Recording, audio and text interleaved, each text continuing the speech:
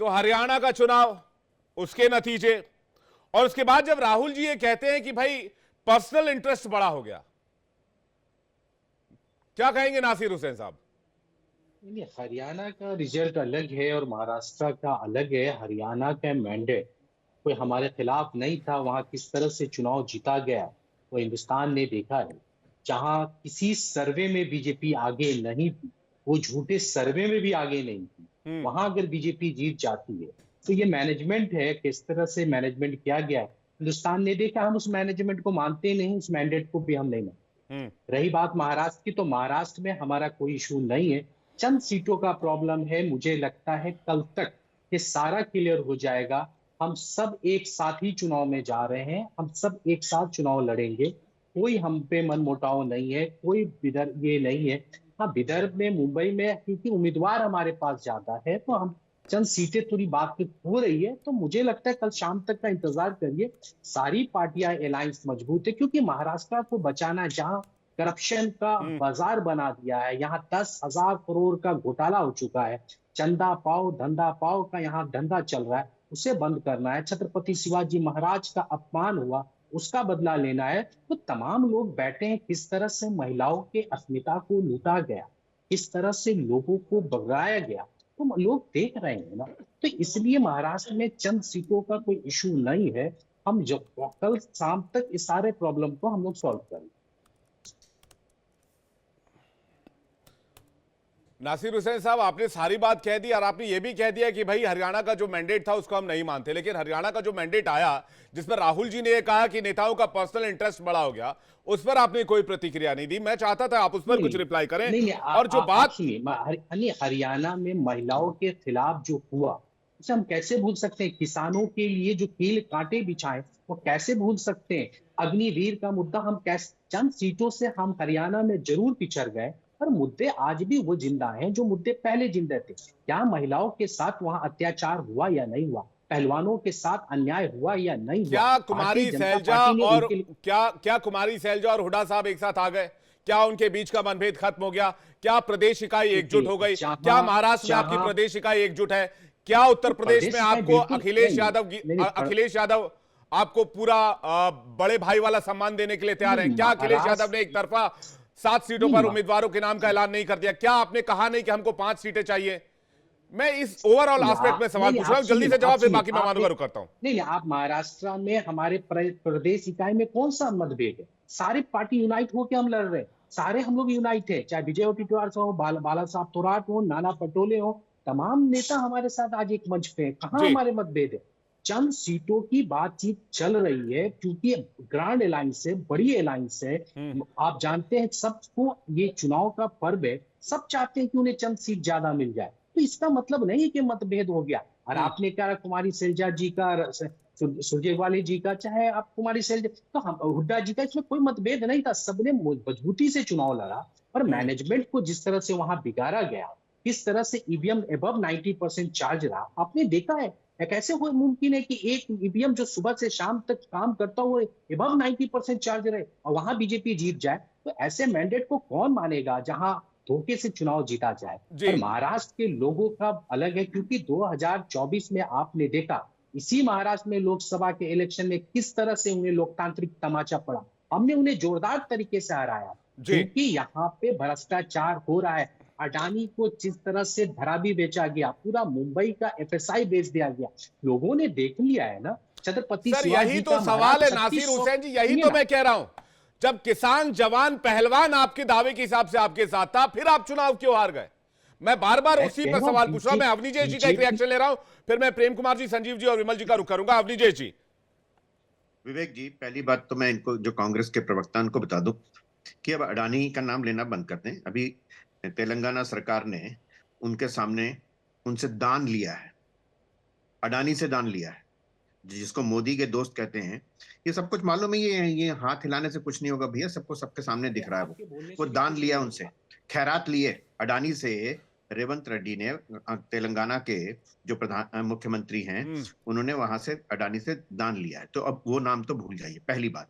दूसरी बात, हरियाणा का जब तक रिजल्ट नहीं आया था तब तक हरियाणा का रिजल्ट पूरे देश पे प्रभाव डालेगा।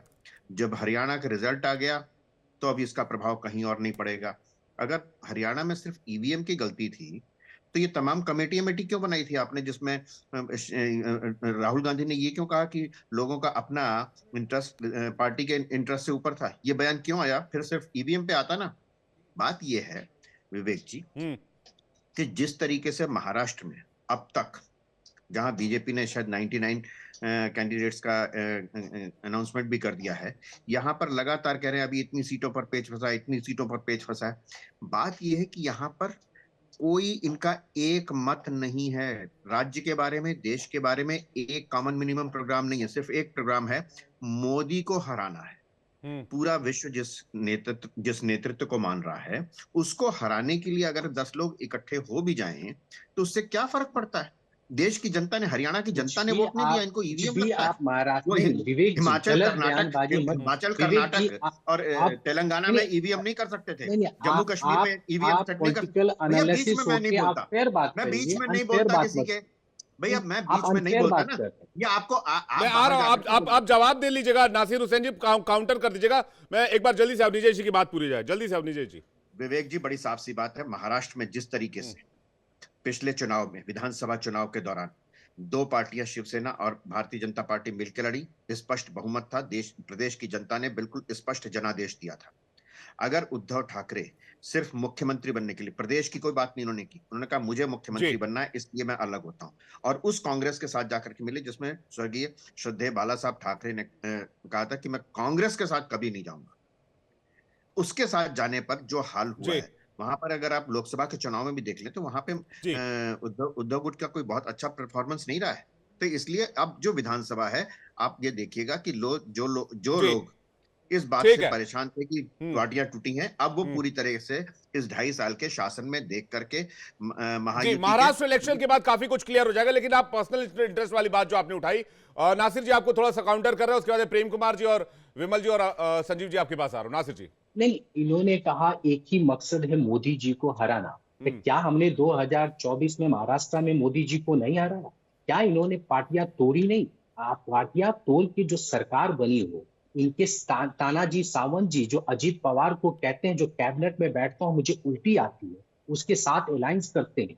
जो अजीत पवार को आप जेल भेजने की बात करते थे, चक्की बिसम कहते थे, यही प्रधानमंत्री 70,000 करोड़ का घोटालेबाज कहते थे, उनके साथ आज सत्ता क्या मलाई का हो गए। वो बात कर, अरे आपने उनके साथ अलायंस किया या नहीं किया, आप बताइए। महाराष्ट्र के लोगों के साथ धोखा दिया या नहीं? और महाराष्ट्र के लोगों ने मोदी जी को रिजेक्ट किया है तो लोकसभा के इलेक्शन में, तो आप ऐसा नहीं कह सकते। हमारा महाराष्ट्र की आवाम उन्हें रिजेक्ट करने के लिए बैठी है, क्योंकि छत्रपति शिवाजी का महाराज अपमान नहीं कर सकती। महाराष्ट्र के लोगों ने छत्रपति शिवाजी का मैं इसी बात पे कह रहा हूं। नासिर जी, आप मेरी बात या मेरे सवाल आप तक शायद नहीं पहुंच पा रहे हो। मैं फिर से वही पूछना चाह रहा हूं, प्रेम कुमार जी के पास जा रहा हूं।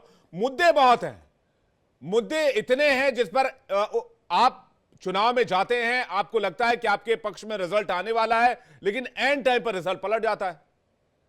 तो क्या रणनीतिक नाकामयाबी है प्रेम कुमार जी? जो बात राहुल जी भी कह रहे हैं कि भाई कांग्रेस में नेताओं का पर्सनल इंटरेस्ट बड़ा हो गया है। देखिए, संगठन की कमी को तो संगठन के नेता बताएंगे ही, लेकिन एक कारण से कि व्यक्तिगत इंटरेस्ट बड़ा हो गया है, चुनाव परिणाम नहीं बदले। हरियाणा में 11% का जंप उस बात की तस्दीक कर रहा था कांग्रेस के लिए कि उसके पक्ष में आंधी है, सुनामी है, और वो दिखा भी। लेकिन जो बातें जिसका जवाब आज तक कोई नहीं दे रहा है कि ईवीएम 99% और 90% से ज्यादा चार्ज अवस्था में क्यों है, इसका कोई जवाब ही नहीं दे रहा है। तो वो अगर आप बोलते हैं कि हरियाणा दोहराया जाएगा, तो क्या आप ये कहना चाहते हैं कि महाराष्ट्र में भी ईवीएम 99% चार्ज होने वाला है? ये बात आती है। तो हम उसको हरियाणा को छोड़कर बात करें, महाराष्ट्र एक अलग चुनाव है, तब बात बनती है। अभी सीटों के इसको लेकर के बात है भाई, जाहिर बात है मतभेद भी चल रहे हैं, उसको सुलझाने की कोशिशें भी चल रही हैं। समाजवादी पार्टी ने 12 सीटों का ये भी रखा है, तो उसमें क्या है कि कांग्रेस से सवाल है, ऐसा नहीं। वहां महाराष्ट्र में सीट कौन बांट रहे हैं? आपने कहा कि प्रेम कुमार जी की हरियाणा में 99%, ये तो एक नया टर्मिनोलॉजी हम सुन रहे हैं। हालांकि आपने इसकी शिकायत की है, मतलब कांग्रेस पार्टी ने इसकी शिकायत की है चुनाव आयोग में, इसकी जांच भी चल रही है। मध्य प्रदेश में 230 में से बीजेपी 163 कैसे जीत जाती है? वहां भी 99% था। छत्तीसगढ़ में जहां पर पूर्ण तौर पर बीजेपी वहां भी था, हारने जा रही आप थी पीछे और क्यों जा रहे हैं? कांग्रेस पार्टी की वापसी की तमाम एग्जिट पोल दावे कर रहे थे, वहां छत्तीसगढ़ में 90 में से 54 सीट बीजेपी जीतती है। यह कैसे संभव हो जाता है? क्या हर जगह 99% वो चार्ज सुन था लीजिए, ईवीएम, हिमाचल में कांग्रेस कैसे जीत या जाती फिर है? या फिर आपके या फिर कांग्रेस का पार्टी की कोई रणनीतिक चूक है, या फिर नहीं, इसको मुझे मानने बोलने में दीजिए, आपने नई दिक्कत क्यों है? बातें प्रेम नए कुमार जी। फैक्ट्स लाए हैं, मुझे दो लाइन बोलने दीजिए। हाँ, बोलिए। देखिए, छत्तीसगढ़ और मध्य प्रदेश में 2500 शिकायतें चुनाव आयोग के पास पेंडिंग रही और उस पर सुनवाई किए बगैर चुनाव नतीजे आए। अब इस पर कोई सुनवाई ही नहीं होगी तो सवाल तो उठेंगे, और तभी से छत्तीसगढ़ में भी बेईमानी हुई है, मध्य प्रदेश में भी हुई है, लेकिन सबको लोग नहीं मानते थे। भाई हरियाणा में तो सबूत आ गया कि 99% चार्ज अवस्था में मिले, अब तो मानो, ये सवाल है। नहीं, लेकिन प्रेम कुमार जी, एक तरफा सवाल कैसे हो सकता है? जहां आप चुनाव जीते हैं वहां कहते हैं भाई ईवीएम ठीक काम बोलना कर रहा तो है। पड़ेगा ना, चुनाव आयोग को बोलना तो पड़ेगा ना। हाँ, शिकायत कीजिए, लेकिन शिकायत का निवारण नहीं होगा तो चुनाव आयोग भी गलत। शिकायत नहीं, जवाब चाहिए। तो जवाब तो चुनाव आयोग दे रहा है आपको। मैं आ रहा हूं निजेश जी, विमल कुमार संजीव कौशिक जी से एक जल्दी से रिएक्शन ले ले। विमल कुमार जी, देखिए, मैं एक शायरी के साथ अपनी बात को स्टार्ट करना चाहता हूं, जी। और प्रेम कुमार जी को और जो हमारे कांग्रेस के मित्र बैठे हैं उन दोनों लोगों को जो है जवाब मिल जाएगा। बदल जाओ वक्त के साथ या फिर वक्त बदलना सीखो, मजबूरियों को मत कोसो, हर हाल में चलना सीखो। जिस तरीके से ये चुनाव हारे हैं हरियाणा के अंदर, चाहे मैं राजस्थान की बात करूं या छत्तीसगढ़ की बात करूं या मध्य प्रदेश की बात करूं, विवेक जी, आपने देखा चुनाव में हरियाणा में जिस तरीके से अंदर कलह था, चाहे हुड्डा जी की बात करूं या शैलजा जी की बात करूं, अंदर कलह को खत्म करने के लिए राहुल गांधी जी को वहां जाना पड़ता है और एक जो है रैली में जो है उन दोनों को आपस में मिलवाना और एक हाथ मिलवाना, ये तो अंदर दिखाई देता है और जनता को भी दिखाई देता है। और जनता अगर अपना वोट पोल करती है तो सशक्त नेता चाहती है, जो इनके पास नहीं था, क्योंकि इनके पास जो है कुर्सी की लड़ाई थी कि भाई मुख्यमंत्री मैं तो मुख्यमंत्री मैं। जनता के पास जो है ऑप्शन जहां अगर रखा जाता है तो जनता उसको देखती है जो एक सशक्त नेता होता है या सशक्त पार्टी होती है, या जनता उसको देखती है जिससे जो है उस प्रदेश का उद्धार हो सके, विकास हो। मैं कहना चाहता हूं कि जिस तरीके से जो है जनता ने वहां पे, चाहे अभी हमारे मित्र किसानों की बात कर रहे थे, चाहे युवा की बात कर रहे थे, महिलाओं की बात कर रहे थे, पहलवानों की बात कर रहे थे, उन सभी ने जो है भारतीय जनता पार्टी को जो है अपना आशीर्वाद दिया, अपना सिरमौर बनाया। मैं कहना चाहता हूं कि ये अभी कह रहे थे कि जो है प्रेम कुमार जी की आधी थी, सुनामी थी और ईवीएम की वजह से हार गए। जहां पे ये चुनाव जीतते हैं, जम्मू कश्मीर में इन्होंने चुनाव जीता अपने गठबंधन के साथ, तो ये कह रहे हैं कि हम जो है ग्राउंड लेवल पे जो है काम किए, हम जनता के बीच में पहुंचे हैं, उस वजह से है जो है हम जनता के समक्ष गए और जनता ने हमें प्यार दिया है। वही हिमाचल प्रदेश की बात करूं, कर्नाटक की बात करूं, वहां चुनाव जीतते हैं तो वहां पे ईवीएम को ये नहीं कोसते हैं और ये नहीं कहते हैं कि जो है ईवीएम खराब है या वहां पे जो है बैटरी का इशू है या जो है चुनाव आयोग इस पे जवाब दे। लेकिन जहां पे ये चुनाव हारते हैं वहां पे वो ईवीएम और इलेक्शन कमीशन को कटघरे में खड़ा करते हैं। बहरहाल ये जवाब जो है इलेक्शन कमीशन देगा और इलेक्शन कमीशन एक संवैधानिक संस्था है विवेक भाई जी, इसके बारे में जवाब जो है इलेक्शन कमीशन अच्छे तरीके से देगा। एक जल्दी से, हाँ जल्दी से, मेरा एक सवाल है आपसे। हाँ, जिस तरीके से इनके फूफा, होता क्या है विवेक भाई, आप देखते हैं शादियों में जो है अगर फूफा को एक अच्छा अगर कपड़ा नहीं दिया जाता है तो फूफा और जीजा और मौसा नाराज हो जाते हैं। उस तरीके से सीट शेयर में आपको दिखाई दे रहा है। आपने देखा कांग्रेस कह रही है कि भाई मुझे जो है 5 सीटें उत्तर प्रदेश में चाहिए, 9 सीटों पे जो है उपचुनाव होने जा रहा है उत्तर प्रदेश में, 7 सीटें जो है समाजवादी पार्टी ने जो है अपने उम्मीदवारों का घोषणा कर दिया है और 2 सीटें बची हुई है। जो 2 सीटें वही सीटें हैं जो भारतीय जनता पार्टी जो है हमेशा वो सीटों पर जीतती हुई आ रही है। मैं कहना चाहता हूं कि आज देखिए ये ऐसा नहीं है कि इनका गठबंधन नहीं, लेकिन आपके अंदर आपके महायुति में भी कोई फूफा जीजा या फिर कुछ ऐसा संकट उत्पन्न हो रहा है क्या? आपने 260 पर सहमति बना ली, वो भी रात के 1:30 बजे तक बैठक करके। 28 सीटों पर अब भी दावे प्रति दावे का खेल चल रहा है। 28 सीटों पर अभी भी आप मान मनोवल के दौर में हैं, जबकि आप सबसे बड़ी पार्टी महाराष्ट्र के। देखिए, मैं विवेक भाई आपसे कहना चाहता हूं, भारतीय जनता पार्टी जो है अपने घटक दल के जो है पार्टियों का और नेताओं का पूरा स्वाभिमान रखती है, सम्मान रखती है और भारतीय जनता पार्टी में किसी प्रकार का कोई जो है मनभेद नहीं है। हमारी जो पार्टियां हैं आपस में बैठ के हम अपना सुलह कर लेते हैं। आप देखिए हमने जो हिमाचल में चुनाव जी। लड़ा, हमने जो मध्य प्रदेश तो में चुनाव 28 लड़ा, हमने सीटें क्यों राजस्थान में फंसी चुनाव हुई हैं लड़ा। अभी तक? देखिए विमल 28 जी, सीटें हैं, उसका जो है जल्दी आज और कल में जो है मैं आज एक जो है- सेकंड आ रहा हूं, नासिर जी एक सेकंड आ रहा हूं, नासिर जी वेट कीजिए, आ रहा हूं, विमल जी से जवाब ले रहे हैं। विमल जी देखिए मैं कहना चाहता हूँ आज हमारे जो है पार्टी में जो है आला कमान की बैठक भी हुई है जी और जल्दी आज और कल में जो है या 2 दिन के अंदर जो है सीटें सारी जो है क्लियर हो जाएंगी और आपके समक्ष जो है सारे सीटों का जिक्र जो है आपके समक्ष पहुंच जाएगा।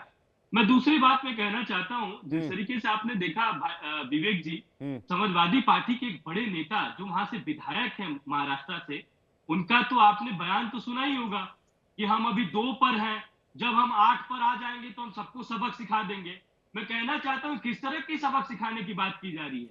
ठीक है, आप महाराष्ट्र की जनता को सबक सिखाने की बात कर रहे हैं या आप जो है उत्तर प्रदेश की ईश्वरूपी या भोली भाली जनता को सबक सिखाने की बात कर रहे हैं? ठीक है, मैं इसका जनता ने जवाब तो आपको सबक मैं सिखा अभी तो दिया। समाजवादी पार्टी से तो कोई जनता मित्र ने हमारे भी साथ आपको नहीं है, सबक लेकिन सिखा संजीव दिया। कौशिक और अभी संजीव कौशिक जी के पास आ रहा हूं। महाराष्ट्र जी का जो चुनाव है, जो झारखंड जी। का चुनाव है, ये किसान की बात कर रहे थे। ठीक मैं है। कहना चाहता हूं कि झारखंड में जो है किसान पीड़ित है, ठीक उसके है। बारे में बात नहीं करेंगे, युवा के ठीक है। बारे में बात नहीं करेंगे। ठीक है। 5 लाख मैं युवा को संजीव नौकरी कौशिक देने जी की के बात पास जा रहा हूं करते इस थे, सवाल एक लेकर। युवा को नौकरी नहीं मिला। विमल जी वापस आ रहा बेरोजगारी भत्ता देने की हूं, बात संजीव कर जी रहे उसके थे, बाद नासिर जी। युवा को संजीव बेरोजगारी कौशिक जी भत्ता हुआ नहीं क्या दिया है? गया। महिलाओं को ठीक है, पेंशन देने की बात करते थे, विमल एक सिंह भी मैं आ महिला- रहा हूं, एक सेकंड होल्ड कर लीजिए, थोड़ा नेक्स्ट टाइम के लिए बचा लीजिए। संजीव कौशिक जी जी देखिए भाई, राजनीति में टाइमिंग बड़ा मायने रखता है और इस टाइमिंग को भारतीय जनता पार्टी से बेहतर कोई नहीं पहचान सकता। सबको पता था कि हरियाणा चुनाव में यदि भारतीय जनता पार्टी जीतती है तो उसके आगे आने वाले दिनों में, या फिर चाहे वो महाराष्ट्र हो, झारखंड हो, बिहार हो, दिल्ली हो, उसके लिए रास्ते कितने आसान होंगे। और कांग्रेस पार्टी यदि जीतती है हरियाणा में तो कांग्रेस पार्टी के लिए किस तरह से लोग, उसके सहयोगी दल उसके साथ व्यवहार करेंगे, चाहे वो महाराष्ट्र हो या फिर झारखंड हो या अन्य स्टेट का हो। कांग्रेस पार्टी निश्चित तौर पर वो चूक गई। अब कैसे चूक गई, क्यों चूक गई, कांग्रेस पार्टी ने अपना मंतव्य दे दिया है कि किस तरह से वोटों की चोरी हुई है। निश्चित तौर पर वो संदेह की दृष्टि से देखते हैं और ईवीएम को आज भी वो संदेह की दृष्टि से देखते हैं। भले भारतीय जनता पार्टी ये बात कह सकती है कि अन्य जगहों पे आप कैसे जीत जाते हैं, लेकिन जिस जगह से, जिसको हम टर्निंग पॉइंट समझते हैं और जहां से आने वाले वक्त में यदि बहुत सारी चीजें परिवर्तन होता हुआ दिखाई देता है, उस पे Bharatiya Janata party free style से यदि चुनाव जीत जाती है, कुश्ती लड़ लेती है और जीत भी जाती है, तो ये उसकी सबसे बड़ी काबिलियत है। दूसरी बात, लगातार ये बात कहने की कोशिश करी जा रही है कि कांग्रेस पार्टी या उनके सहयोगी दलों के बीच में गठबंधन के जो सामंजस्य है वो बेहतर बनते हुए दिखाई नहीं दे रहे हैं। अभी यही सवाल आपने पूछा भारतीय जनता पार्टी के प्रवक्ता ने यहाँ कहा कि नहीं, हमारे सब चीज ठीक हो जाएंगे, दुरुस्त हो जाएंगे, बहुत जल्दी आपको सुनने को मिल जाएगा। जब आप ये बात कहते हैं तो आप आज ही ये अनुमान कैसे लगा लेते हैं कि इंडिया गठबंधन में सब कुछ ठीक ठाक नहीं है? जाहिर सी बात है कि जो गठबंधन के घटक दल है वो चाहेंगे कि अपने शक्ति के हिसाब से, अपने क्षमता के हिसाब से, इससे पहले यदि उन्होंने चुनाव लड़ा है या इससे पहले, सीटों का बंटवारा सब चाहते हैं अपने हिसाब से, मेरी तैयारी और ज्यादा से ज्यादा सीटें मिले, लेकिन ज्यादा से ज्यादा सीटें मिले या प्रभावी रहे। और फिराक जलालपुरी की एक शायरी है, वो लिखते हैं, तू इधर उधर की बात ना कर, ये बता कि काफिला क्यों लुटा, मुझे रहजनों से गिला नहीं, तेरी रहबरी का सवाल है। कहीं कोई काफिला नहीं लुटा है। तो आप कह रहे हैं कि टर्निंग पॉइंट हुआ, फिर आप कह रहे हैं कि काफिला नहीं लुटा, फिर आप कह रहे हैं कि उस चुनाव से सब कुछ प्रभावित है। आप अपनी बात को खुद कॉन्ट्रडिक्ट करते हैं संजीव जी, पहली बात। दूसरी बात ये कि ये पूरी की पूरी ट्रेन डीरेल हो गई। 2024 के नतीजों के बाद कांग्रेस पार्टी की ट्रेन जो ट्रैक पर आई थी और जिसने रफ्तार भरना शुरू किया था, और मेरे इस दलील को कोई खारिज करके बता दे, वो हरियाणा इलेक्शन के बाद डीरेल हुई है। पूरा देश कह रहा है, कोई किसी भी राजनीतिक विश्लेषक से पूछ लीजिए, इवन आप भी ये बात मानेंगे संजीव जी। तो मुद्दे की बात बताइए, हुआ क्या है? ये बात हम नहीं मान रहे हैं, ये बात कांग्रेस पार्टी खुद मान रही है कि उसके साथ जो कुछ भी हुआ वो अन्याय हुआ है, वहां पे गलत हुआ है, गलत तरीके से जो सूचनाएं मिल रही थी, जिस तरह से आप भी जो प्रेडिक्शन कर रहे थे, आप भी जो अनुमान लगा रहे थे, आपके भी अनुमान को खारिज कर दिया गया एक सिरे से। आप बताइए कि भारतीय के मीडिया जगत के, मुख्यधारा के मीडिया में किसने क्या अनुमान लगाया था? क्या ऐसा होता है कि 100% खारिज कर दिया? सर, एग्जिट पोल के सही और गलत होने का सिलसिला चलता रहता है और एग्जिट पोल के ऊपर एक स्टार मार्क लगा होता है, उसमें ये लिखा होता है कि एग्जिट पोल चुनावी नतीजे नहीं है, चुनावी नतीजे इससे अलग हो सकते हैं, वो कंडीशंस उसमें लगे होते हैं। और ये आज से नहीं हो रहा है, जब से एग्जिट पोल का सिलसिला चल रहा है तब से हो रहा है। संजीव कौशिक जी, 400 पार करने वाली भारतीय जनता पार्टी जो लोकसभा में नारा लगा रही थी, 400 वो पार नहीं कर पाई, लेकिन एग्जिट पोल के नतीजे उसके करीब तक पहुंचे और सत्ता में तो आई ना वापस। लेकिन जहां एग्जिट पोल में 400 के करीब जा रही थी भारतीय जनता पार्टी, और किसी भी एग्जिट पोल में भारतीय जनता पार्टी को 240 सीटें नहीं दी गई थी, सब में भारतीय जनता पार्टी को मैंडेट था। अरे सुन तो लीजिए, वही मैं सुनिए, कह रहा हूँ, लेकिन उसके ये सब कुछ विवेक खारिज हो जी, गया, लेकिन मैं आ रहा हूँ उसके नासिर जी, इसके बाद आ रहा हूँ, उसके बाद अवनी जी आपके पास आ रहा हूँ। हाँ उसके बाद विवेक इसके बावजूद भारतीय जनता पार्टी ने सरकार बनाई ना, तो जी। एग्जिट पोल के करीब तो पहुंची हो, सत्ता में तो वापस आई ना। लेकिन यहाँ जिसे सत्ता में वापसी के लिए सारे हिंदुस्तान के जितने भी विश्लेषक कह रहे थे, अचानक सब कुछ पलटता हुआ दिखाई दिया। बैलेट पेपर में सब कुछ उल्टा था। आधे घंटे के अंदर में एक इलेक्शन कमीशन के वेबसाइट पर एक सूचना आती है, उसके बाद में आपके भी फिगर बदलते हुए दिखाई दे रहे थे स्क्रीन पे। तो ये सब कुछ ऐसा कैसे हो गया? निश्चित तौर पर संदेह की दृष्टि से तो देखा ही जाएगा। अवनी जी इसका जवाब तैयार रखिएगा, मैं आपके पास आ रहा हूं। पहले विमल जी एक सेकंड रुकिएगा, विमल जी एक सेकंड, नासिर हुसैन कुछ कहना चाह रहे हैं। नासिर हुसैन। नहीं, आप बार बार हरियाणा के इलेक्शन की रिजल्ट को लोगों को बता रहे, तो आप एग्जिट पोल को, मैं झूठा नहीं कहता, मगर कोई भी झूठे एग्जिट पोल में क्या भारतीय जनता पार्टी जीत रही थी? कोई भी एक झूठा सर्वे तो दिखा दीजिए जहां भारतीय जनता पार्टी आगे हो। पर आप ज्यादातर एग्जिट पोल में होता है कि कोई पार्टी पिछड़ रही हो, कोई जीत रही हो, पर यहाँ तो ऐसा नहीं था। और इन्होंने बात करी किसानों की, तो क्या विदर्भ में, मराठवाड़ा में क्या किसान मर नहीं रहे? आपको मालूम है 14,000 सैकड़ों में किसानों सुसाइड कर रहे हैं। इन्होंने किसानों के लिए क्या काम किया है? कभी किसानों की आवाज नहीं उठाई। किसानों की आवाज उठाई तो सिर्फ कांग्रेस पार्टी ने उठाई, सड़कों पे लड़ी, संसद में लड़े, नौजवानों के रोजगार की लड़ाई लड़ी तो कांग्रेस ने लड़ी। उन्होंने कौन सी लड़ाई? जब हमारे महाराष्ट्र की कंपनी गुजरात शिफ्ट हो रही थी, भारतीय जनता पार्टी की एक आवाज नहीं आई। उस आवाज के खिलाफ भी हम खड़े हुए, हम लोगों के लिए लड़े। महिलाओं की जब बदलापुर में इज्जत लूटी जा रही थी, बच्चियों के साथ बलात्कार हो रहा था, उसकी आवाज कोई बनी तो कांग्रेस पार्टी बनी। तो इन्हें हक नहीं है बात करने की। जब छत्रपति शिवाजी महाराज का 3600 करोड़ का प्लस चंद दिनों में गिर जाता है, उसका पैसा कौन लगाता है? कौन कॉन्ट्रैक्टर है? कौन वो करप्शन करता है? वो पैसा कौन लौटाएगा? भारतीय जनता पार्टी नहीं बोलती है। जब छत्रपति शिवाजी महाराज को सावरकर के बराबर लाके खड़ा कर दिया जाता है, उसके लिए एक बार माफी नहीं मांगती है, उस इंसान को राज्यसभा भेज देते हैं। ऐसे भारतीय जनता पार्टी को महाराष्ट्र में कौन वोट देगा? हम इसकी लड़ाई लड़ते हैं। तो आपको हक नहीं है महाराष्ट्र में चुनाव लड़ने का, क्योंकि 2024 में महाराष्ट्र की आवाम ने आपको रिजेक्ट किया है, क्योंकि आपने नौजवानों के खिलाफ काम किया, किसानों के खिलाफ किया, मराठी मानुष के खिलाफ किया।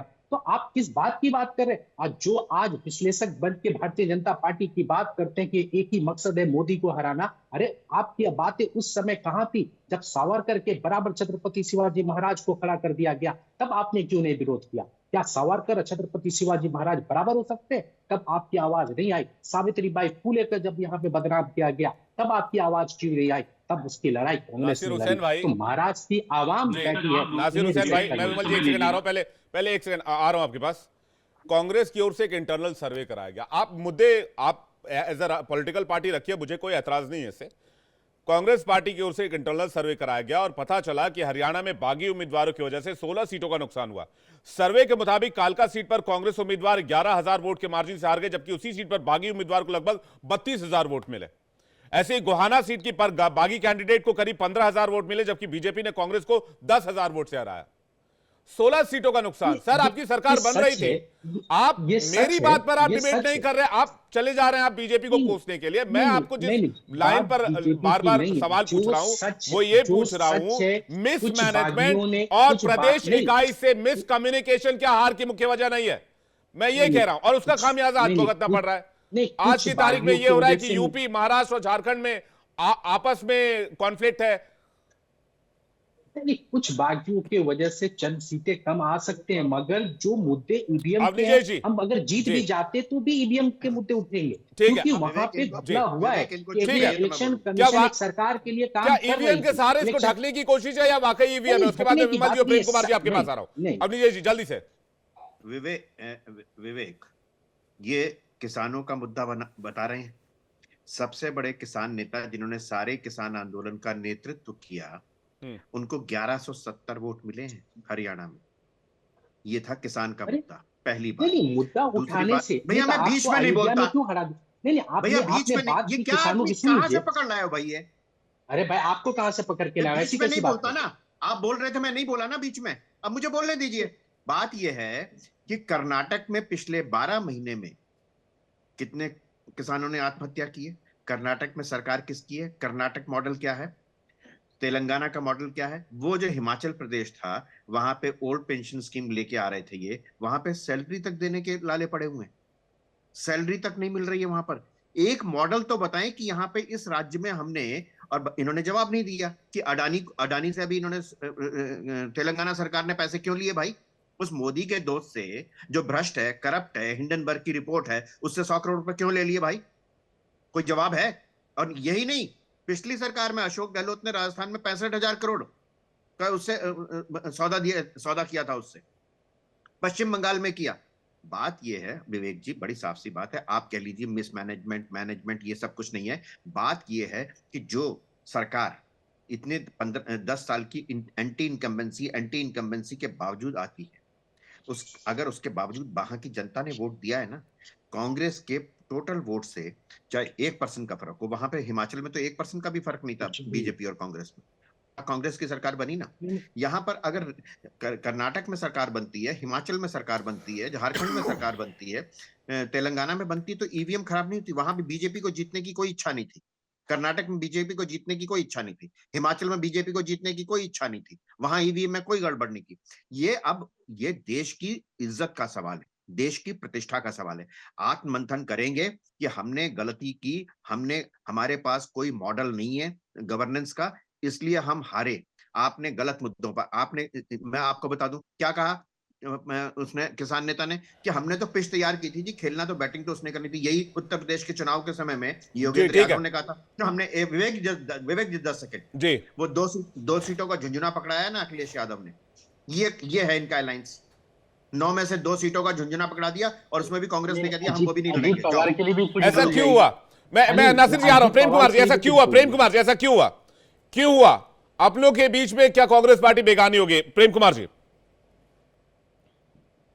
देखिए, बात तो सब ईवीएम पर कर रहे हैं, मैं उस विषय से हटता हूं, मेरा भी उस पर अपना रिसर्च है, मैं सब बातों का जवाब दे सकता हूं, लेकिन विषय आप यहाँ जो ला रहे हैं वहीं पर आते हैं। कांग्रेस को 2 सीटें समाजवादी पार्टी ने ऑफर की है, तो मैं पिछले 3 दिन से एक सलाह के तौर पर यूं ही कह रहा था कि कांग्रेस को उत्तर प्रदेश में वैसे ही सीटें नहीं लड़नी चाहिए जैसे अखिलेश यादव ने हरियाणा में नहीं लड़ी, क्योंकि हरियाणा में उनको कहा गया कि इनका आधार नहीं है, और भूपेंद्र हुड्डा जी ने कहा था, और उसी तर्ज पर समाजवादी पार्टी कैर जवाब दे रही है, तो कांग्रेस पार्टी को भी उसी तरीके से जवाब देना चाहिए कि आपको हम पूरा समर्थन करेंगे और लड़िए।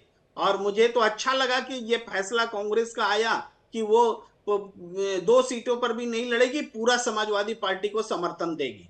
तो यहाँ विवाद नहीं है, ये एक बैलेंसिंग है, जो बैलेंसिंग हुआ है, और वो इंडिया गठबंधन कहीं न तब टूटा था ना अब टूटा है, जहां तक उत्तर प्रदेश का सवाल है। लेकिन हाँ, महाराष्ट्र में ये प्रश्न है, जो 12 सीटें समाजवादी पार्टी मांग रही है, तो वहां मैं तभी कह रहा था कि उद्धव ठाकरे वहां पर सीट बांट रहे हैं, कांग्रेस पार्टी नहीं बांट रही है। अगर समाजवादी पार्टी को 12 सीटें देनी है तो वो फिर बाकी दल मिल करके उनको देंगे, एक अकेले कांग्रेस पार्टी 12 सीटें नहीं दे देंगी। तो यहां पर फिर सहमति बनेगी, नहीं भी बन सकती है। इसी तरह से आरजेडी भी झारखंड में मांग रही है, तो वहां कांग्रेस अकेले अपने हिस्से की पार्टी नहीं दे देगी सीटें आरजेडी को, वहां जेएमएम और सबने मिल करके देना है। और फिर तर्क भी देखना होगा, आरजेडी वहां पर पहले क्या परफॉर्म की, 19 सीटों पर जब लड़ी थी तो 0 सीटें मिली थी, उसके बाद जब गठबंधन में 7 सीटों पर लड़ी तो आरजेडी को 1 सीट मिली, झारखंड की बात है। या फिर लोकसभा में आरजेडी लड़ी तो सभी विधानसभा क्षेत्रों में आरजेडी पीछे रही, तो उस परफॉर्मेंस को देख के उसकी सीट जो 7 पर लड़ी थी उससे बढ़ाने का कोई प्रश्न नहीं उठता है। उल्टे माले को चूंकि एकोमोडेट करना है तो आरजेडी को भी कुर्बानी देनी है और जेएमएम को भी देनी है, कांग्रेस को भी देनी है। यहां पर एक समय लग रहा है और देरी हो रही है, तो देरी होगी तो उसका खामियाजा उठाना पड़ेगा। जितनी जल्दी होगा ये चीजें सलटेंगी ठीक है, नहीं सलटेंगी तो फिर उसके परिणाम बुरे भुगतने पड़ेंगे। जी, जैसा हरियाणा में हुआ। हरियाणा में कहां ऐसा हुआ कि गठबंधन नहीं बना? भैया आपने समाजवादी पार्टी को भाव नहीं दिया, आप हरियाणा जहां कांग्रेस पार्टी ने समाजवादी पार्टी को वैल्यू नहीं किया, आपने आम आदमी पार्टी को ताक पे रख दिया, जहां 89 सीट पर आम आदमी पार्टी ने चुनाव लड़ा। प्रेम कुमार जी कभी भी तो मेरी बात मान लिया कीजिए, मैं भी तो 2 बातें ठीक कह सकता हूं, मेरी सारी की सारी बातें या सारी की सारी दलीलें गलत थोड़ी हो सकती, कभी तो यस बोल दिया कीजिए मुझे भी। आम आदमी पार्टी को साथ ला सकते थे कि नहीं ला सकते थे? अगर ला सकते थे तो, जबकि राहुल जी ने, मुझे पता है खुद ये खबर मैंने पढ़ी थी कि उन्होंने कहा था कि हरियाणा में क्या गठबंधन के रास्ते हैं, देखिए जाके तलाशिए। तो आम आदमी तो प्रदेश नेताओं ने क्या इनपुट दिया मुझे नहीं पता। ये 1.7% वोट विवेक उनको जी मिला। 10 सेकंड मुझे मैं दीजिए। एक सेकंड आ रहा हूं सर। हाँ, मुझे समझ दीजिए। मैं एक सेकंड आ रहा हूं। प्रेम कुमार जी।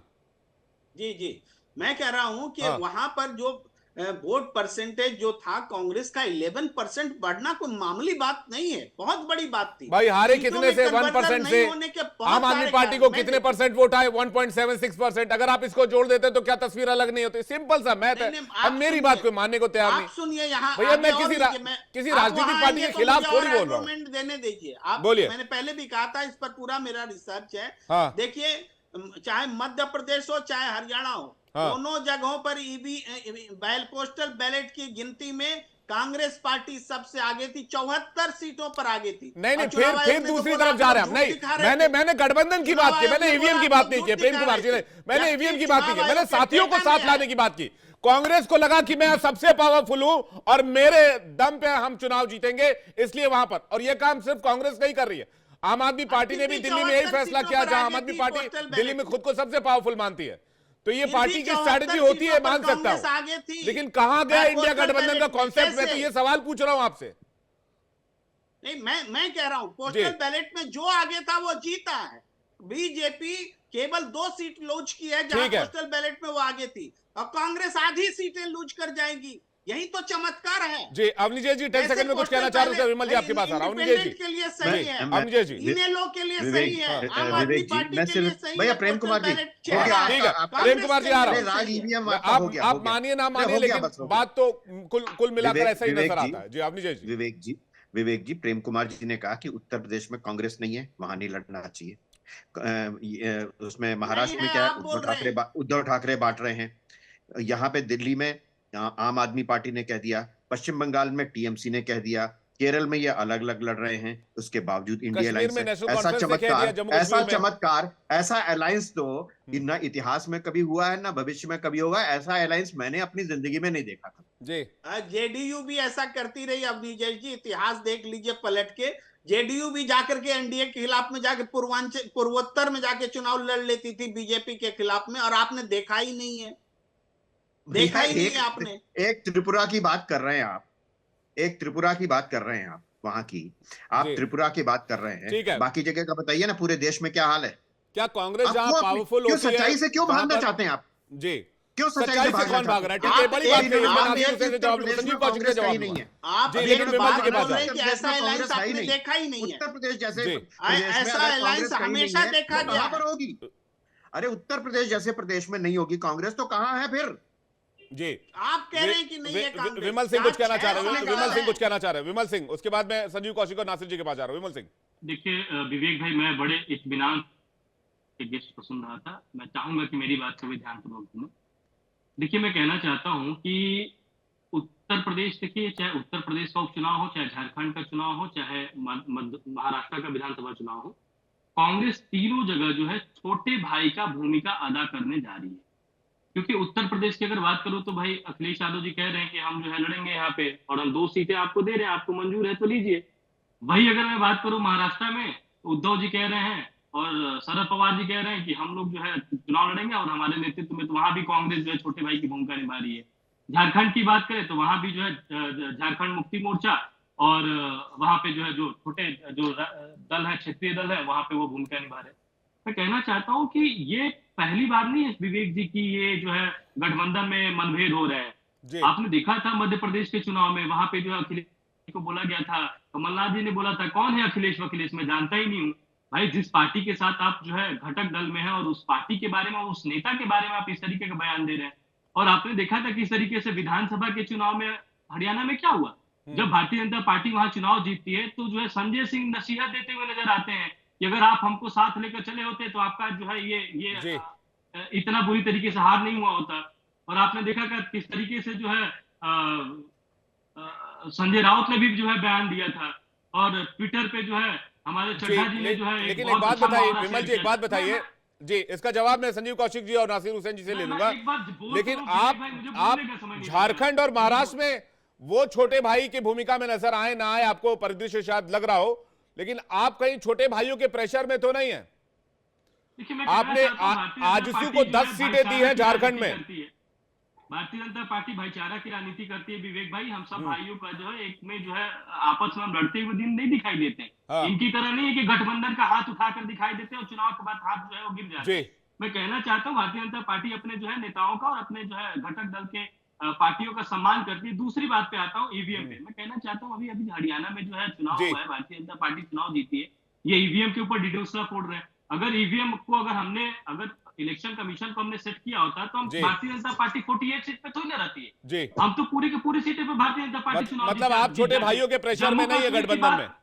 जम्मू कश्मीर की बात की जाए तो भारतीय जनता पार्टी वहां पे 29 सीट पे थोड़ी ना होती है। अगर हम ईवीएम को हैक किए होते तो ठीक है। देखिए हार को स्वीकार करना चाहिए। हम जम्मू कश्मीर चुनाव हारे, विमल सिंह, ईवीएम मुद्दा नहीं आज की डिबेट में। हम जो है मुद्दा ये कि कौन सी पार्टी किस भूमिका में है। संजीव कौशिक आपको जवाब देना चाह रहे हैं। संजीव कौशिक जी।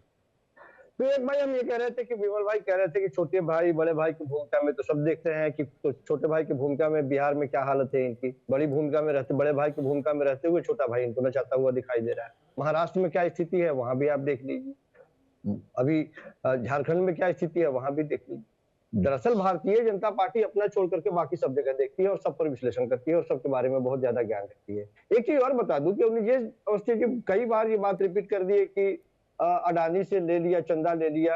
दो बातें होती है भाई साहब, यदि कोई सरकार, केंद्रीय सरकार सब कुछ किसी एक व्यवसायी को दे दे और वो व्यवसायी किसी एक स्टेट को थोड़ा सा चंदा दे दे, दोनों बातें बराबर नहीं होती है। एक स्टेट को बात नहीं दिया, यह है कि 4 स्टेट को दिया है कि एक ऐसे पश्चिम व्यवसायी बंगाल को दिया, राजस्थान को दिया, केरल को दिया के बारे में और बात कर रहे हैं, तेलंगाना को दिया। प्रधानमंत्री जी हवाई जहाज पे बैठ के जाते हैं, उसे ठेका दिलाते हैं, उसके बारे में हम बात कर रहे हैं। और निश्चित तौर पे बाकी देश में और भी व्यवसायी है, बाकी और भी उद्योगपति है, उन्हें भी उसी तरह से प्रश्रय और तरजीह मिलना चाहिए। सवाल तो ये है, आप एक तरफा एक के लिए सब कुछ लुटा देंगे और वो आपके लिए इलेक्शन के समय वो आपके काम में आ रहा है, और किसी एक स्टेट को यदि उसने कुछ दे दिया तो उसको बार बार रेखांकित कर रहे हैं। दोनों दो चीजें होती हैं और दोनों में बहुत जमीन आसमान का अंतर है।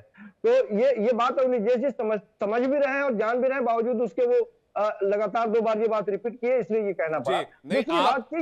आप जो समझ रहे हैं, जो जान रहे हैं, उस पर आ जाइए अब जल्दी से। बाकी मुद्दों को साइड में रखते हैं सर। बहुत छोटी मोटी बातें हैं। सीटों के बंटवारे की जो बात करी जा रही है, अभी वक्त है। हाँ, ये बात बिल्कुल सही है कि यदि जितना जल्दी इस मसले का हल निकल जाए, जितना जल्दी लोग अपने अपने अभियान में निकल जाए, वो सारे पार्टियों के लिए ज्यादा बेहतर होगा। चाहे वो महाविकास अघाड़ी की बात हो, चाहे युति की बात हो। तो हमारा मानना यही है कि सब अपने अपने तरीके से लगे हुए हैं इसमें। मुझे लगता है कि बहुत जल्द 1-2 दिनों में सारे लोगों के ये मामले हल हो जाएंगे और ये कोई बहुत बड़ा समस्या नहीं है, क्योंकि सब जानते हैं कि एक तरफ इंडिया गठबंधन है और एक तरफ एनडीए गठबंधन है।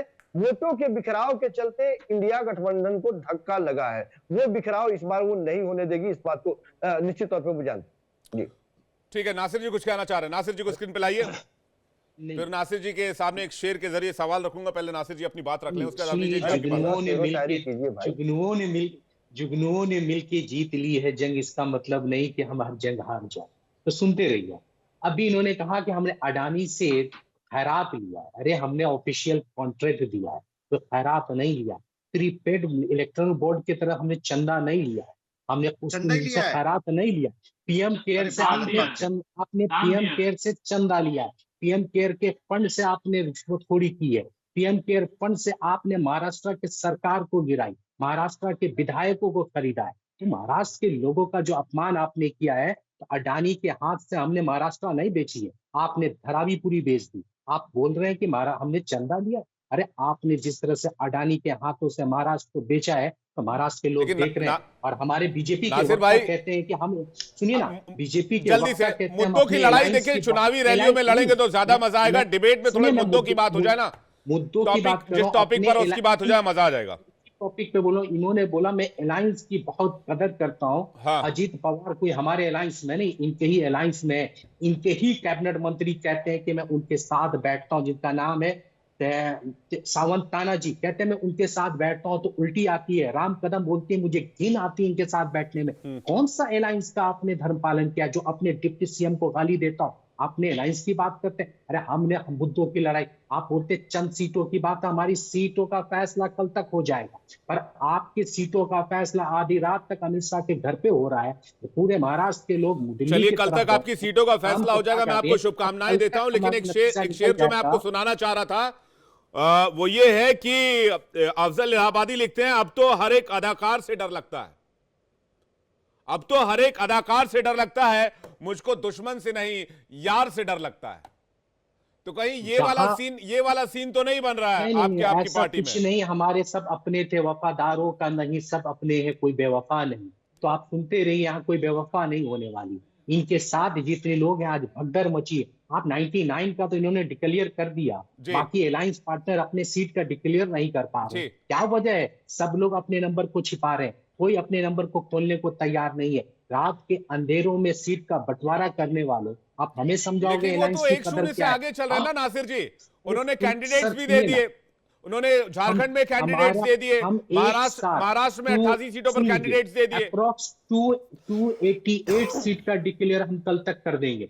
हमें मत सुनाइए कि हम क्या करना है और हमें कैसे करना है, हमें आता है राजनीति करना। हम तो आगे पीछे देखेंगे ना सर, कौन आगे चल रहा है, कौन पीछे चल रहा है। नहीं, हमारे ये बार बार जो कहते हैं, जो किसानों की, अरे विदर्भ के किसानों की बात तो आपने की कभी? क्यों इतने सुसाइड? कर्नाटक। आपने नौजवान नहीं, मैं मराठवाड़ा जवाब के दूंगा। किसानों की कभी जवाब बात विवेक, नहीं? आप विवेक, कौन से किसानों की बात? अरे पूरा करने के बाद अवस्थी जी ने कहा ये- कि किसान नेता विवेक को जी, 1000 एक वोट सेकंड मिला सर, है। उनका पूरा करने के बाद सुनिए ना, अवस्थी जी ने कहा कि एक किसान नेता को सिर्फ 1000 वोट मिला है, वो पिछड़। अरे नेताओं का अगर चुनाव हार जाए तो क्या किसानों के मुद्दे खत्म हो गए?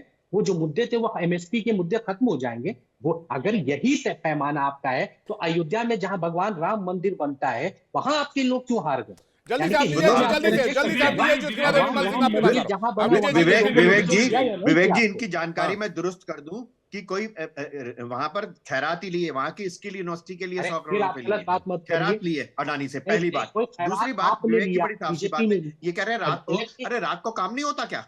आपके यहाँ नहीं होता होगा? सिर्फ रात के 4 घंटे अंधेरों में मीटिंग होती काम है। हो रहा है। यहाँ पर दिन में सरकार का काम करते हैं मंत्री, और रात को अगर पार्टी का काम करते हैं तो क्या गलत करते हैं? रात के अंधेरे का क्या मतलब है? दिल्ली समझ में आनी चाहिए थोड़ी 2 बजे सी। रात, दिल्ली में 2 बजे रात मैं इसका जवाब दूंगा, मैं महाराष्ट्र इसका जवाब दूंगा को विवेक छोड़ भाई। के, तो बदलापुर में महिला के लिए रात को आप नहीं अरे निकल चीन सकते के आपके राजदूत मंत्री। से नहीं मिलते, नहीं, अरे भारत छोड़ो। सरकार के मंत्री चीन के राजदूत से रात में नहीं मिलते। ठीक है, जब मीरा रोड में चीन के ठीक है, राजदूत से विमल रात में नहीं विमल कुमार मिलते। सिंह और प्रेम कुमार जी। 2 बजे रात को नहीं निकलते। नासिर जी, और ठीक है। 2 बजे रात को। दिन रात के इस फासले का बरकरार रहना जरूरी है, वरना प्रकृति के नियमों का उल्लंघन हो जाएगा ना। सूर्यास्त और सूर्योदय तो होता ही, चलता ही रहेगा। विमल कुमार सिंह कुछ कहना चाह रहे हैं। विमल कुमार बार सिंह बार कहते हैं, कमेंट कर कुमार रहे हैं, इसलिए मुझे बता रहा दो हूँ कि शब्द महायुद्ध दो में शब्द कितनी इनके बड़े मनमुटाव कड़वे है। लगे। विवेक भाई, हाँ, मैं ये कहना चाहता हूँ, देखिए इन्होंने कहा कि बेवफा जो है हमारे अंदर नहीं है। ये बेवफाई की वजह से जो है आपने इतना स्टेट हारा है। आपको ग्रुप 23 तो याद होगा विवेक भाई, ये तो बेवफा जो लोग थे इन्हीं के पार्टी में थे ना, जिन्होंने कहा था कि भाई हम अपने नेतृत्वकर्ता से खुश नहीं है, नेतृत्वकर्ता का जो है बदलाव होना चाहिए। बेवफा तो जो है पंजाब में भी थे ना, चन्नी जी और सिद्धू जी, जिसकी वजह से ये पंजाब का चुनाव हार गए। गहलोत जी और सचिन पायलट जी भी तो बेवफा थे, जिसकी वजह से ये राजस्थान का चुनाव हार गए। और मैं बात करूंगा हरियाणा, जिसकी जो है बेवफाई सामने दिखाई दी। आप हरियाणा में जो है जाते हैं और एक रैली में जो है दोनों बेवफा को आपस में मिलाते हैं और फिर भी जो है वहां पे चुनाव हार जाते हैं। तो बेवफा का जो आप बात कर रहे हैं, जो जिक्र कर रहे हैं, आपके पास जो है बेवफाई का अशोक तंवर जी आपको छोड़ के क्यों चले गए? विमल जी, दूसरी चीज देखिए, अशोक तंवर को किस कैटेगरी में डालेंगे? देखिए मैं कहना चाहता हूँ, विचारधारा की राजनीति होती है। अगर हमारी विचारधारा और हमारी मान लीजिए कि कोई खुश नहीं चला गया, तो मैं ये कहना चाहता हूँ बहुत सारे पार्टी के इनके नेता कांग्रेस के जो है भारतीय जनता पार्टी में किरण चौधरी, तो विमल भाई, जी जो है आपके लिए किरण विचारधारा चौधरी और उनके रितु लिए बेवफाई चौधरी जो है कैसे हो सकती है? कांग्रेस के इतने बड़े नेत्री थी और उन्होंने बीजेपी को ज्वाइन किया। तो मैं ये कहना चाहता हूँ, चुनाव के समय में आपको तो याद ही होगा, इनके सारे राष्ट्रीय प्रवक्ता जो है जी। इस्तीफा देकर भारतीय जनता पार्टी को ज्वाइन ठीक किया। है। मैं ये कहना चाहता हूँ, देखिए विवेक भाई, नहीं, ये विवेक बेवफा जी, की बात एक्शन हो गई। बात दूसरी है। बात नासिर हम जी, एक सेकंड आप। किसान की बात कर रहे थे, प्रेम कुमार जी के किसान पास की आप। बात कर रहे थे। हाँ, यही किसान, जल्दी से, यही जल्दी से। नौजवान, यही युवा, वही महिलाओं ने बीजेपी को वोट किया। दूसरी बात, आपको युवा दिखाई दे रहा है, वो युवा जो है झारखंड के युवा नहीं दिखाई दे रहे हैं। वो महिला आपकी झारखंड की नहीं दिखाई दे रही है, जिसको आपने बोला था कि 2500 रुपए हम महीना आपको जो है सैलरी प्रोवाइड करेंगे। गरीब आपको नहीं दिखाई दे रहा है, जिसको आप 7200 रुपए जो है सालाना देने की बात कर रहे थे, कि जो गरीबी श्रेणी से नीचे है उसको 7200 रुपए। अरे कांग्रेस तो भ्रष्टाचारियों की पार्टी है। झारखंड के अंदर इनके जो है सांसद के यहाँ से जो है धीरज साहू के यहाँ से प्रेम कुमार जी, 300 करोड़ रुपए निकलता है। 35 करोड़ रुपए इनके जो है विधायक और मंत्री आलमगीर आलम क्या से निकलता है। ठीक है। मैं आज विषय इन मुद्दों का नहीं है। प्रेम कुमार जी के पास जा रहा हूं। कौन बेवफा है और कौन विचारधारा बदल रहा है? प्रेम कुमार जी, ये तो ऐसा प्रश्न है कि इतना यूनिवर्सल है कि इसका यूनिवर्सल ही जवाब हो सकता है। कोई पार्टी नहीं है जहां ऐसे उदाहरण नहीं हो, और विचारधारा भी यहाँ तो अपनी दूसरे सहयोगी दल की पार्टी में के उम्मीदवार को अपना सिंबल पकड़ा देते हैं। अब इससे ज्यादा विचारधारा से समझौता क्या होगा? भाई सहयोगी दल है, उसको टिकट दे, उसके टिकट उम्मीदवार को टिकट देना है और हमारी पार्टी का सिंबल ले लो। इससे ज्यादा विचारधारा का अवमूल्यन क्या हो सकता है? इसलिए इस विषय पर तो बहुत ज्यादा मुझे बोलना बनता नहीं है। रातों रात फिर भारतीय जनता पार्टी को ज्वाइन कर लिया था, तो विचारधारा की आप तो बात ही मत कीजिए प्रेम कुमार जी। मैं समझ नहीं पाया विमल जी ने क्या। विमल जी कुछ कह रहे हैं। इंदौर में जो है आपने कांग्रेस को टिकट दिया था अपने एक कार्यकर्ता को, और वो जो है रातों रात जो है भारतीय जनता पार्टी को ज्वाइन कर लिया, और कहते हुए ज्वाइन किया था कि वो जो है एक जो है हिंदू धर्म को और सनातन को उनके बारे में जो है उल्टी सीधी बात करते हैं। और आपके जितने भी राष्ट्रीय प्रवक्ता कांग्रेस के जो है भारतीय जनता पार्टी में आए थे, उन्होंने बोला था कि वो कहते हैं कि राम का नाम मत लीजिए, राम का नाम लेंगे तो आपको पार्टी से बाहर निकाल दिया जाएगा। आपकी पार्टी की जो भी ठीक है, जल्दी से क्वेश्चन दिया, प्रेम कुमार जी जवाब दे रहे हैं। वही कहना जल्दी से प्रेम कुमार जी टाइम सीमित है बस। ठीक है प्रेम कुमार जी। देखिए, मैं कह रहा हूं कि विचारधारा निश्चित रूप से कमजोर हुई है और अवसरवाद बढ़ा है। राजनीति में करप्शन भी आया है, राजनीति में वैचारिक गिरावट भी आई है जी। तो इसको मानते हुए भी एक संघर्ष चलता है विचारधारा को बचाने के लिए, और नए सिरे से आमूलचूल परिवर्तन का संघर्ष चलता है। वो मेरे ख्याल से वो संघर्ष भी चल रहा है। ठीक है, फाइनल रिमार्क संजीव कौशिक जी क्या कहेंगे?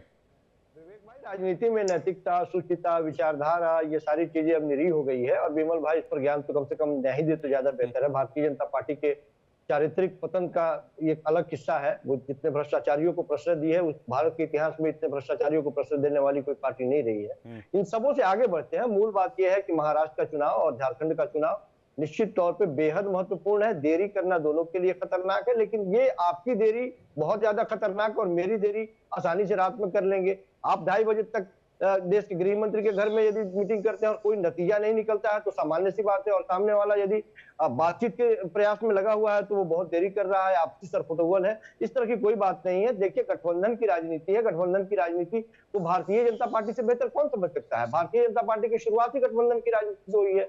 वाजपेयी जी की सरकार पहली बार बनी थी, 2 दर्जन से ज्यादा पार्टियां थी उसमें। आज भी वो गठबंधन कर रही है, तो गठबंधन की ताकत को वो समझती है। वो जानती है कि गठबंधन जितना टूटेगा विपक्षी पार्टियों का, हम ज्यादा। यही ताकत कौन नहीं समझ रहा? क्या कांग्रेस पार्टी नहीं समझ रही? नासिर हुसैन जी से 10 सेकंड में आपका क्लोजिंग रिमार्क। नासिर हुसैन जी, महाराष्ट्र गठबंधन की ताकत को अवसरवादिता में बदल दिया गया है। नासिर हुसैन जी, बीजेपी के नहीं, मैं 10 सेकंड लेता हूँ, ज्यादा नहीं। इन्होंने कहा कि कांग्रेस भ्रष्टाचारी। अरे सबसे बड़ी भ्रष्टाचारी अगर कोई पार्टी है तो भारतीय जनता पार्टी है, जो पीएम केयर का घोटाला करे।